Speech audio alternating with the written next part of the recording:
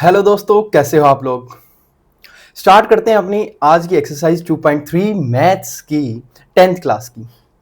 देखिए 10th class का अपना सेकंड चैप्टर चल रहा है पॉलिनोमियल। आपका जेई का फाउंडेशन हो या फिर कोई भी आपको ये लग रहा हो कि भाई मैथ्स में मेरे को प्रॉब्लम आती है, समझ में नहीं आ रहा, कोचिंग भी लगाई हुई है, सब कुछ है, आप साथ साथ में ना ये 40 से 45 मिनट की एक वीडियो देखो, समझ में आएगा, मस्त मजा आएगा, सारे के सारे डाउट्स आपको क्लियर हो जाएंगे। ठीक है। एक बार स्टार्ट करते हैं अपनी आज की क्लास। मैं अपनी स्क्रीन को थोड़ी सी छोटी कर लेता हूं ताकि आपको चीजें अच्छे से नजर आ पाए। एडिटिंग वेडिटिंग ज्यादा बिठा नहीं रहे हैं क्लासेस में, क्यों ही बिठानी यार, स्टडी क्लास है, आप समझ ही जाओगे, है ना। कौन सी हम वो बना रहे हैं क्लासेस मजाक की, है ना। देखिए 2.3 एनसीईआरटी एग्जाम्पलर, पहले क्वेश्चन से सीधा टारगेट करेंगे। सीधा हमें पता क्या है, find the zeros of following polynomials by factorisation method. Okay, factor बनाने हैं सर, इसके फैक्टर बना देंगे। And verify the relation between the zeros and coefficient of polynomials. अब ये रिलेशन कैसे फाइंड आउट करना है, तो रिलेशन होता है जी जो सम होता है ना जीरोस का, अल्फा प्लस बीटा होता है, और कोफिशिएंट ऑफ पॉलिनोमियल्स क्या होते हैं, तो यहां होता है जी माइनस बी बाई ए, और दूसरा होता है जी अल्फा इंटू बीटा, वो होता है जी सी बाई ए। और ये कहां से आता है मेरे प्यारे भाइयों, ये आता है जी a x square plus b x plus c equals to zero. अगर किसी की पहली क्लास है तो वो भी देख सकता है, समझ सकता है, पर मैं कहूंगा कि आप फर्स्ट क्लास से ही देखना स्टार्ट करें, एटलीस्ट 2.1 से तो स्टार्ट करिए ना। देखिए ये हमारा a x square plus b x plus c equals to zero था। इसमें एक्स स्क्वायर का कोफिशिएंट मेरे भाई ए होता है, एक्स का कोफिशिएंट बी होता है, और कांस्टेंट टर्म सी बोलते हैं। तो जो जीरोज होती है ना, जो इसको सेटिस्फाई करें एक्स की वैल्यू, वो अल्फा और बीटा होती हैं। अब अल्फा बीटा का सम क्या होता है, सम ऑफ द जीरोज होता है जी माइनस बी बाई ए, यानी एक्स का कोफिशिएंट उसको माइनस बी अपॉन ए, अल्फा इंटू बीटा क्या होता है सी बाई ए। क्लियर है बात, बिल्कुल क्लियर है। स्टार्ट करते हैं, किस तरीके से क्वेश्चन करने हैं आपको समझ में आ जाएंगे। क्वेश्चन कह रहा है जी 4x square minus 3x minus 1। अब इस पोलिनोमियल की हमें जीरोस फाइंड करनी है। पहले बात तो देखो, इसको कहते हैं जी पोलिनोमियल, इसको क्या कहते हैं हम, पोलिनोमियल। पहले इसको हम क्या बनाएंगे, पहले हम इसको बनाएंगे जी इक्वेशन। इक्वेशन बनाने के लिए कुछ नहीं करना, सिर्फ और सिर्फ बराबर जीरो लिख देना है। जैसे ही आपने जीरो बराबर लिखा तो ये आपकी क्या बन जाएगी, इक्वेशन। तो पोलिनोमियल और इक्वेशन में सिर्फ इतना अंतर है, अगर आपने एक पूरा का पूरा खाका लिख दिया तो वो तो लिखेंगे हम पोलिनोमियल, लेकिन उसको अगर आपने इक्वल्स टू जीरो में लिख दिया ना तो वो आपका इक्वेशन बन जाती है। ठीक है, चलिए हम बोले भाई कैसे निकालना है, गुना करें तो क्या करें, इन दोनों की मल्टीप्लाई होती है, माइनस एक गुना चार माइनस चार, तो गुना करें मल्टीप्लाई करें तो माइनस चार आए, और प्लस माइनस करें तो क्या आना चाहिए जी, एक्स के साथ जो है वो आना चाहिए, यानी माइनस थ्री।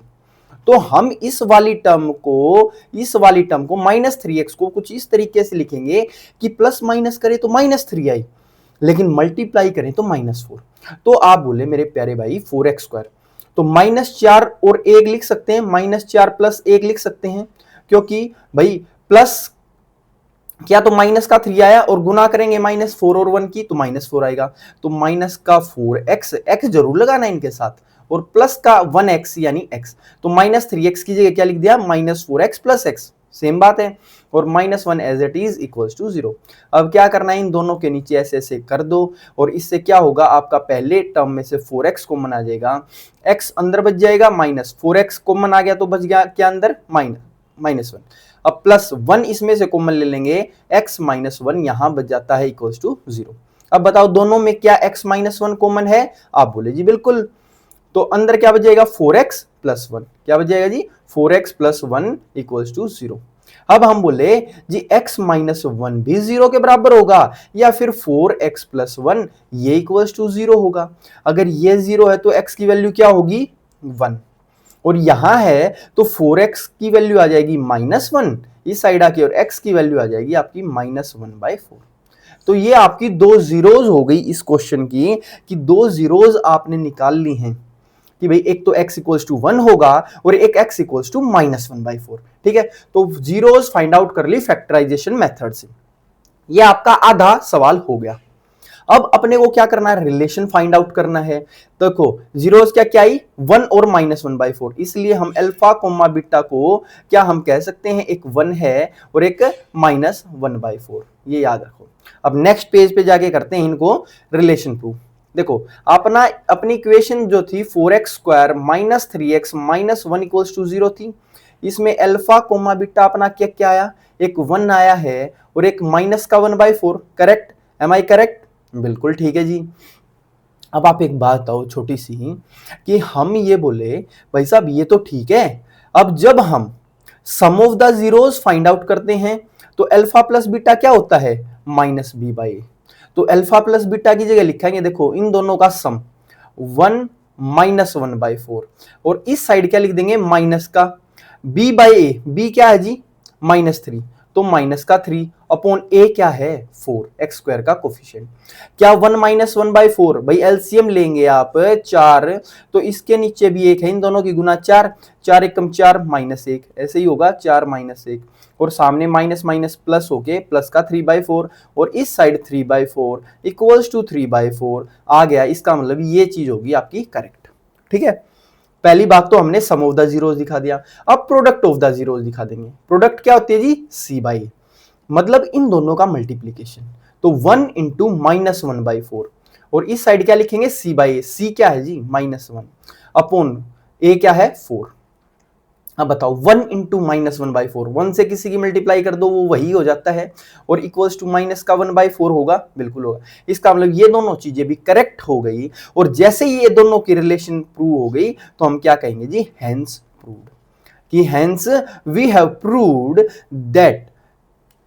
क्या प्रूव किया हमने, प्रूव कर दिया, हमने वेरीफाई कर दिया relation between zeros and coefficient of the polynomials. बात समझ में आ गई या नहीं। देखिए ये वाले क्वेश्चन हमने पहले एनसीईआरटी वाले में भी किए, अब ये एनसीईआरटी एग्जाम्पलर में है, लेकिन क्वेश्चन का लेवल थोड़ा सा हाई रहेगा, आपका सोचने का नजरिया बदल जाएगा जी। चले आगे, चलिए पहला क्वेश्चन हो गया। सेकंड क्वेश्चन क्या कह रहा है जी, 3x² + 4x - 4। अब ये अपना पोलिनोमियल है, अगर मेरे को इसको इक्वेशन बनाना है तो मैं बोलूंगा 3x + 4 - 4 = 0, 4x - 4। अब ये बताओ ऊपर वाला क्या था, पोलिनोमियल। ये मैं बार बार इसलिए लिख रहा हूं ताकि आपके जहन में ये चीज बैठ जाए। और नीचे वाली क्या है आपकी, जैसे ही आपने =0 लिख दी तो ये होगी आपकी इक्वेशन। क्लियर, ठीक है जी।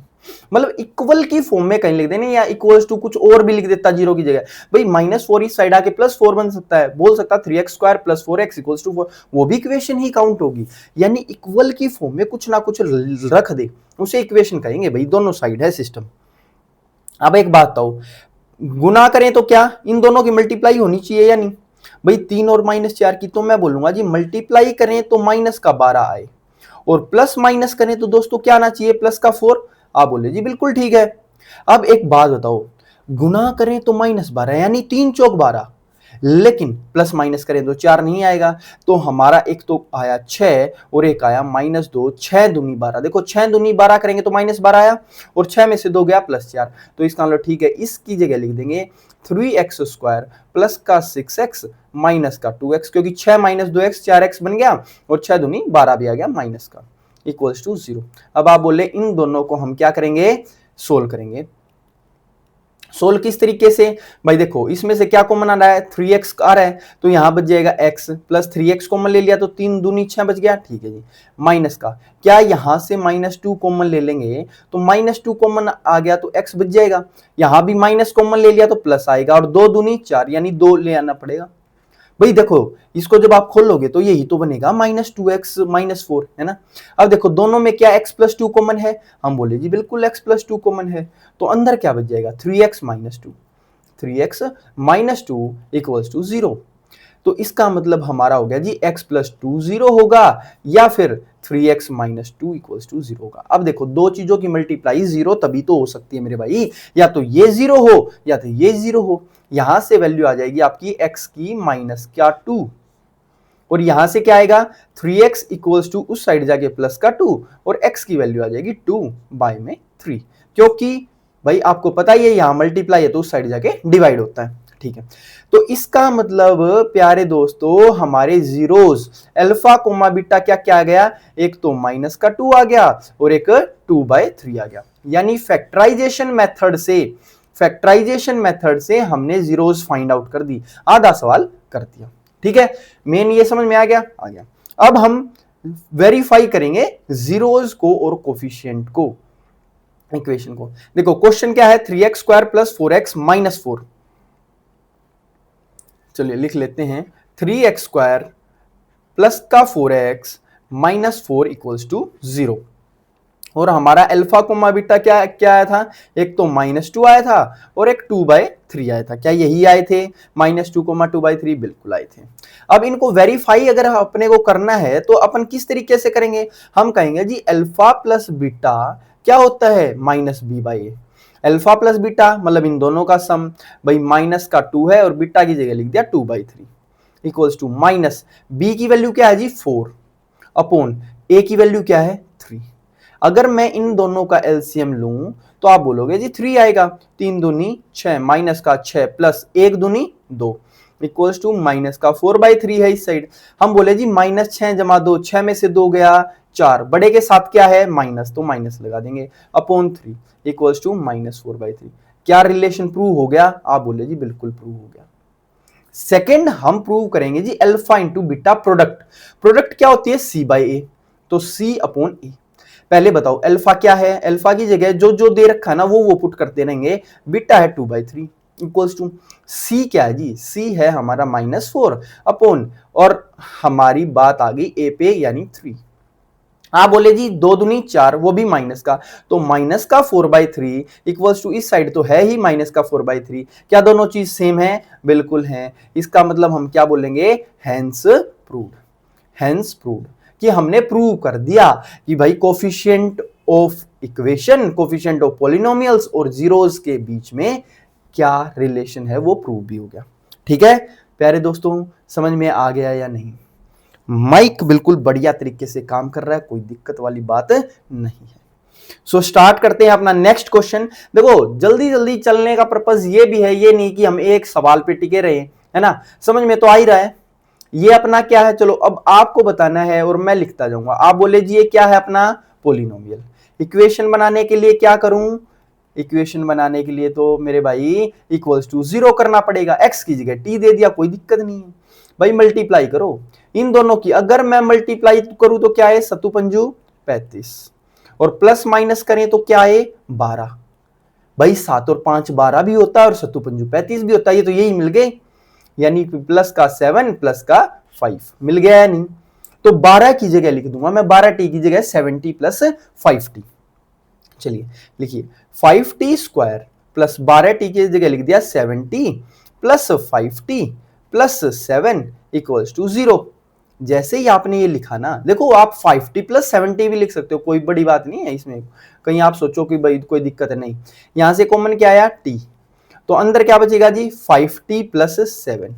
यहां से भी कॉमन क्या आएगा, कुछ आ ही नहीं रहा तो +1 कॉमन ले लेंगे, 5t + 7 = 0। आप बोले सर 5t + 7 इसमें भी है इसमें भी है, तो 5t + 7 यहां लिख दिया।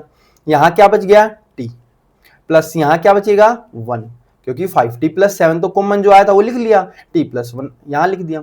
अब या तो 5t + 7 0 होगा, भाई मल्टीप्लाई 0 होने के लिए क्या होता है, या तो ये 0 या तो ये 0। अब देखो 5t = क्या आ जाएगा जी, -7 इस साइड आके, और t की वैल्यू यहां मल्टीप्लाई है तो उस साइड जाके क्या हो जाएगा डिवाइड में, तो t की वैल्यू एक तो आ गई -7/5 और एक t की वैल्यू आ जाएगी -1 इस साइड से, है ना। तो हमारे अल्फा कोमा बीटा, हमारे जो रूट्स हैं वो क्या आ गए, हमारे आगे जी एक तो -7/5, सॉरी यार छींक आ गई, एसी को बंद कर दें क्या, नहीं चलने देते हैं। देखिए अपने क्या क्या आ गए जी, रूट्स आ गए अल्फा कोमा बीटा, एक तो आ गया जी -7/5 और एक आ गया जी -1। ठीक है, अब इनको प्रूव करें।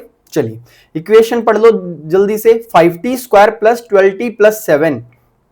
आधा क्वेश्चन हम कर चुके हैं, आधा अभी कर देंगे, +12t +7 इक्वल्स टू 0। अब चूंकि हमें क्या करना है, हमें करना है जी रिलेशन प्रूव, तो आप बोले जी अल्फा प्लस बीटा क्या होगा, -b/a। तो अल्फा क्या है, अल्फा बीटा क्या क्या आए थे आपके, चलो बताओ भाई। एक तो -2 आया था, मेरे ख्याल -2 तो नहीं आया, -7/5 और -1। देखा, देख लेना चाहिए भाई, इतनी शार्प मेमोरी अपनी हुई नहीं है, सॉरी आपकी नहीं हुई है, मेरी तो हो रखी है, मैं तो देख रहा था आपके अंदर, आपको याद है कि नहीं, है ना। तो -7/5 और -1, ठीक है।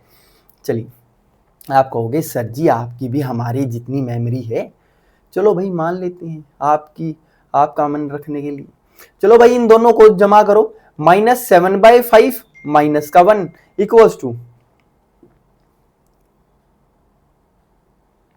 इक्वल्स टू कह रहा है जी -b/a, माइनस b की वैल्यू क्या है, b की वैल्यू है जी 12 अपॉन a क्या है जी 5। अब इन दोनों को जब आप एलसीएम लोगे, 1 नीचे तो 5 नीचे आ गया, इन दोनों की मल्टीप्लाई होगी तो -7, इन दोनों की मल्टीप्लाई होगी तो -5 इक्वल्स टू -12/5, -12/5 हो जाएगा।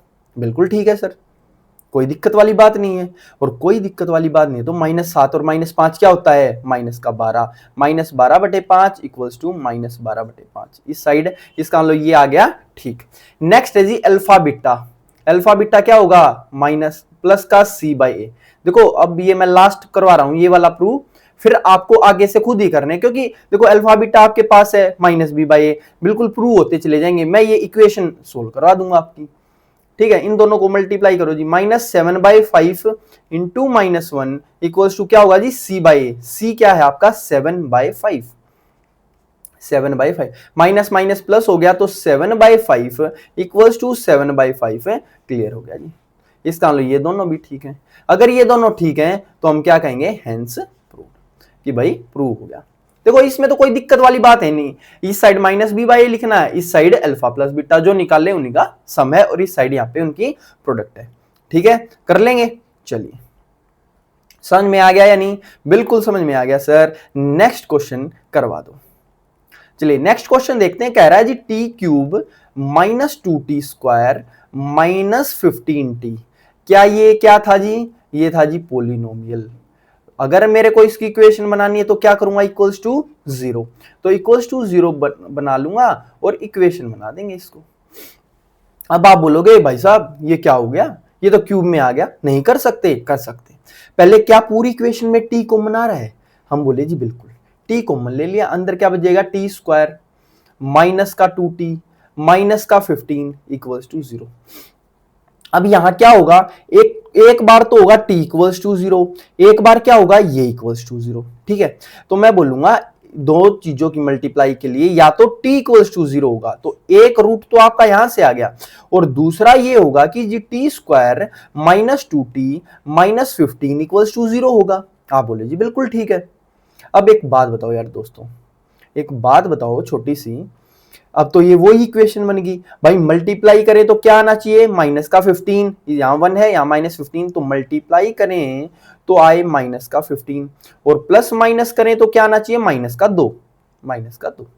आप बताओ क्या होगा, 3 पंजे 15 होता है, बिल्कुल होता है, और माइनस बड़ा के साथ रखना है, तो +3 -5, भाई 3 पंजे 15 भी हो जाएगा माइनस का, और बड़े के साथ माइनस है तो घटाएंगे तो -2 भी आ जाएगा।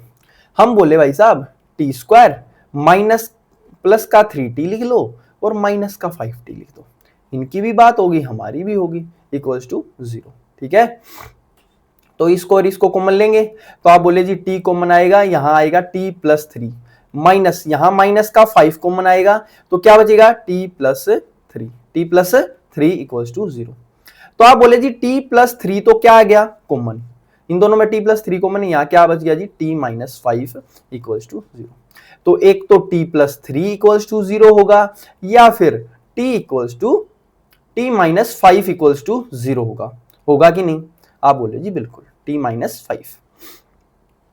तो इनसे हमें क्या पता लगा, या तो t इक्वल्स टू -3 होगा और या t इक्वल्स टू 5 हो जाएगा, ठीक है। तो 3 हमारे रूट्स आ गए, एक तो t इक्वल्स टू 0, एक equals to t equals to -3, एक t इक्वल्स टू 5।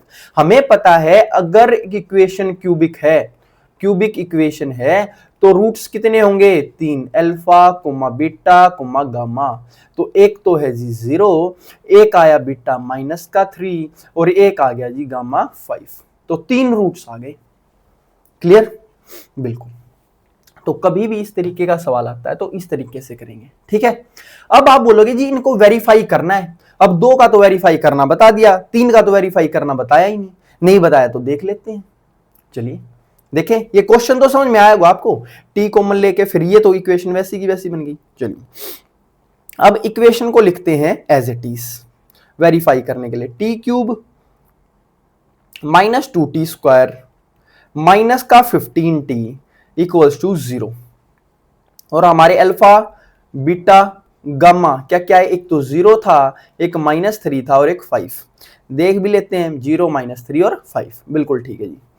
अब आप एक छोटी सी बात बता दो मेरे को कि अगर हमें प्रूव करने हैं कोफिशिएंट तो क्यूबिक वाली में तो 3 चीजें बनती है। एक तो alpha plus beta plus gamma, वो क्या होता है जी? माइनस का b अपॉन a। अब देखो वो क्या बनती है इक्वेशन? AT³ भाई क्यूब में बना ले, plus BT² plus CT plus D equals to 0। अब इसमें देखो A तो क्या है 1, B क्या है -2, C क्या है -15, लेकिन D 0 क्योंकि कोफिशिएंट वो है ही नहीं कांस्टेंट टर्म। ठीक है, ये समझ में आ रहा है नहीं? हमने इक्वेशन लिख ली AT³ plus BT² plus CT plus D। हमें पता है भाई एक एक का सम जो होगा -b/a होगा। जब हम दो का सम पकड़ेंगे alpha beta plus beta gamma plus gamma alpha, वो क्या होता है? c/a प्लस का c/a। और जब हम हर एक तीनों को मल्टीप्लाई कर देंगे तो क्या आता है जी? माइनस का d अपॉन a। ये चीज हमने पढ़ी थी, नहीं पढ़ी तो अभी याद कर लो कि भाई क्यूबिक इक्वेशन में एक एक का सम होता है -b/a, दो का सम होगा c/a और तीनों का मल्टीप्लाई करके, क्योंकि सम तो हो ही नहीं सकता, तो तीनों की मल्टीप्लाई क्या होगी? माइनस का d अपॉन a। क्लियर? चलिए बहुत अच्छी बात आपने देख ली। तो इन तीनों को जब अपन ऐड करेंगे तो तीनों को ऐड करो भाई। ऐड किया 0 -3 प्लस 5 इक्वल्स टू -b/a। इस साइड -b, देखो माइनस लगाया, b की वैल्यू क्या है? -2 पहले से, अपॉन a की वैल्यू क्या है जी? 1, a की वैल्यू 1। तो 5 में से 3 गया 2 equals to minus minus plus, तो प्लस का 2। इसका मतलब ये चीज होगी अपनी क्लियर। पहली चीज प्रूव, हैंस प्रूव। दूसरी चीज देखेंगे, अल्फा क्या है जी? 0 इंटू बीटा क्या है? -3। बीटा है -3 प्लस फिर बीटा की जगह है -3 और गामा है 5। गामा है 5 प्लस गामा आपका 5 है और अल्फा आपका वही 0 है इक्वल्स टू c/a। अब c क्या है जी? c आपका -15 अपॉन a क्या है? 1। ठीक है जी, ठीक है। अब एक छोटी सी बात बताओ दोस्तों, क्या हम कह सकते हैं 0 इंटू -3 ये तो 0 हो गया, ये भी 0 इंटू 5 0 हो गया, तो 3 पंजे 15, यहाँ माइनस का 15 आएगा और इस साइड भी क्या है? माइनस का 15। इसका मतलब ये चीज भी हो गई प्रूफ। ठीक है, जो 0 बन रहे थे वो हमने 0 ही बना दिए। ठीक है, चलिए अब करेंगे 3 को मल्टीप्लाई। तीनों को मल्टीप्लाई करो भाई, क्या आएगा? 0 इंटू -3 इंटू 5। आप बोलोगे 0 ही आना है, और माइनस डी क्या है जी? डी आपका 0 ही है, पता ही नहीं क्या है, अपॉन ए क्या है जी? 1। आप बताओ इस साइड भी 0, इस साइड भी 0, तो 0 बराबर 0, यानी ये भी क्लियर हो गया। तो हम बोलेंगे भाई हैंस प्रूव्ड कि भाई क्यूबिक इक्वेशन को भी हमने कोफिशिएंट और जीरोस के रिलेशन को वेरीफाई कर दिया है। देखो इक्वेशन कैसे सोल्व की? पहले टी को, कई बार क्या हो सकता है -15t के बाद कोई कांस्टेंट टर्म भी आएगी, उसको किस तरीके से सोल्व करेंगे वो भी बताएंगे आपको। बस अभी आपको है ना जो जो बताया जाए सिर्फ वो नोट कर लो, वो करते जाओ। अपन है ना लेवल वाइज बढ़ते जाएंगे। ठीक है, कहते हैं ना लेवल दर लेवल, आपका लेवल ऊपर हो जाएगा। ठीक है, चलिए ये समझ में आया। उसके बाद क्यूबिक कैसे सोल्व करते हैं, वेरीफाई कैसे करते हैं, वो भी हमने देख लिया। क्लियर? चलिए नेक्स्ट क्वेश्चन देखते हैं। और नेक्स्ट क्वेश्चन किस तरीके से दे रखा है ध्यान से समझना बिल्कुल। देखिए पोलिनोमियल, अब बाय में दे दिए तो किस तरीके से सोल्व करेंगे? क्या इसको पोलिनोमियल कहते हैं? आप बोलोगे जी बिल्कुल। अगर पोलिनोमियल ये है तो मेरे को अगर इक्वेशन बनानी है तो आप क्या कहोगे जी, इक्वेशन बनाने के लिए सर इसको 0 के बराबर पुट कर दो, तो ये क्या बन जाएगी? इक्वेशन। ये क्या बन जाएगी? इक्वेशन। अब चूंकि सबसे नीचे यहां 4 है, सबसे नीचे यहां 4 है, 2 है, तो एलसीएम ले लो, 4 आ गया। 4 आ गया तो पूरी इक्वेशन को 4 से मल्टीप्लाई कर दो। पूरी इक्वेशन को क्या कर देंगे? 4 से मल्टीप्लाई, ताकि भाई ये 4 ही हट जाए। 4 हट जाएगा, देखो यहां बनेगा 4 दूनी 8x² प्लस यहां 4 से मल्टीप्लाई करोगे तो 2 दूनी 4 कटेगा और 2 सते 14 हो जाएगा, प्लस यहां 4 से मल्टीप्लाई करोगे 4 से 4 कट गया, 3 ही बच जाएगा, इक्वल्स टू 0। समझ में आई या नहीं बात? देखो 4 से मल्टीप्लाई करा 4 दूनी 8 प्लस 4 से मल्टीप्लाई यहां करोगे तो मेरे दोस्त 2 दूनी 4 कट जाएगा, 2 बच जाएगा, 2 से 14 आ जाएगा, प्लस 4 से मल्टीप्लाई किया तो 4 से 4 कट गया, 3 आ गया। अब बताओ, अब फिर से आप वही बात बोलोगे। आप क्या बोलोगे भाई? मल्टीप्लाई करें तो 3 आए, मल्टीप्लाई करें तो 3 आए, प्लस माइनस करें तो क्या आए? 14 आए। तो बताओ क्या होता है? 7 दूनी 14 होता है, 7 दूनी 14 होता है, लेकिन मल्टीप्लाई नहीं, अपने को मल्टीप्लाई क्या चाहिए? 8 तिया 24। ये क्या लिख दिया मैंने? 3 ही लिख दिया। मल्टीप्लाई करें तो 8 तिया 24 होना चाहिए, है ना? तो 8 तिया 24, लेकिन ये नहीं बन रहा, नहीं बन रहा, ठीक है। प्लस माइनस करें तो 14 आना चाहिए। अगर 14 चाहिए तो 12 दूनी 24, देखो देखो कितना बढ़िया, 12 दूनी 24, 12 और 2 14 भी हो जाता है, तो इस 14 को क्या लिखेंगे? 12 प्लस 2, तो 12 प्लस 2 मिल गया ना, कि भाई 12 दूनी 24 भी हो गया और 12 और 2 14 भी। तो 8x² plus 12x plus 2x plus 3 equals to 0। ये और ये इनमें हम कॉमन निकाल लेंगे। क्या क्या कॉमन आएगा भाई? पहले में से क्या 4 कॉमन आ रहा है? 4 दूनी 8, 4 तिया 12, 4 कॉमन आ गया, x भी लेना है। अब 4 कॉमन आ गया था 4x, तो 2x बच जाएगा, प्लस 4x कॉमन आ गया तो 4 तिये 12, x तो ले लिया, प्लस का यहां कॉमन कुछ नहीं है तो 1 लिख देंगे, और 2x plus 3 as it is equals to 0। एक बात बताओ प्यारे दोस्तों कि 2x प्लस 3 कॉमन जो है उसको यहां लिख देंगे, 4x प्लस 1 बच गया, 4x प्लस 1 इक्वल्स टू 0। तो 2x प्लस 3 0 होगा, या फिर 4x प्लस 1 इक्वल्स टू 0 होगा। आप बताओ 2x की वैल्यू क्या आएगी? -3, और वो 2 आ जाएगा नीचे, तो इसकी वैल्यू आ गई -3/2। यहाँ पे x की वैल्यू क्या आएगी? देखो -1 उस साइड चला जाएगा और 4 नीचे जाएगा, तो बाय में 4। तो इसके अल्फा कोमा बीटा क्या आ जाएंगे? इसके अल्फा कोमा बीटा आ गए जी -3/2 और एक -1/4। तो 2 जीरोज हमने इसकी फाइंड आउट कर ली। तो कई बार क्वेश्चन इस तरीके से आ जाता है बाय की फॉर्म में, और इनको किस तरीके से किया जाता है वो भी हमने देख लिया। ठीक है, समझ में आई या नहीं बात? क्लियर हो गई? चलिए, बहुत बढ़िया बहुत बढ़िया बहुत बढ़िया। देखिए आज सिर्फ मैं चाहता हूं आप है ना मोटा मोटी ज्यादा प्रभाव आपके दिमाग पे ना ज्यादा भार पड़े ही ना। आप एक बार इन 5 सवालों को देखो, फिर नेक्स्ट 5 सवाल जो है ना वो हम अगली क्लास में देखेंगे, क्योंकि इनमें क्या आने वाला है ना, जो रूट आने वाला है, इनमें आने वाला है रूट। भाई रूट वालों को कैसे करेंगे? रूट वाले और ये सवाल आपके कंफ्यूज ना हो, इसलिए मैं उनको अलग से समझाऊंगा अलग क्लास में। देखो इसमें भी रूट है, इसमें भी रूट है, फिर नेक्स्ट में भी रूट है, तो इनमें रूट आता रहेगा। ठीक है, ये फिर सिंपल वे में हो जाएगा, कोई दिक्कत वाली बात नहीं है, फिर 2.4 आ जाएगी। ठीक है, ये सिंपल एक सिंपल भी रख लेंगे, कोई दिक्कत वाली बात नहीं है। ठीक है दोस्तों, तो आज की क्लास को इतना ही रखते हैं। मेरा मानना यह है, बेशक से 28-30 मिनट की क्लास है, लेकिन क्या है ना, आपको चीजें क्लियर होनी चाहिए। ये नहीं कि मैं आपको धड़ धड़ धड़ धड़ करवाता रहूं और आपको समझ में कुछ आए ही ना। ठीक है, समझ में आना बहुत जरूरी है। सो मिलते हैं नेक्स्ट क्लास में। रूट वाले किस तरीके से सोल्व किए जाते हैं वो हम देखेंगे। बिल्कुल आपको माइंड अपना क्लियर करके आना है। जितने भी सवाल मैंने अभी करवाए इनके ना 3-3, 4-4 बार रिवीजन करनी है, ताकि आपको नेक्स्ट आने वाले क्वेश्चन अच्छे से समझ में आए। सो मिलते हैं नेक्स्ट क्लास में। तब तक के लिए आप खुश रहो, मस्त रहो, खिलखिलाते रहो। चलो बाय बाय।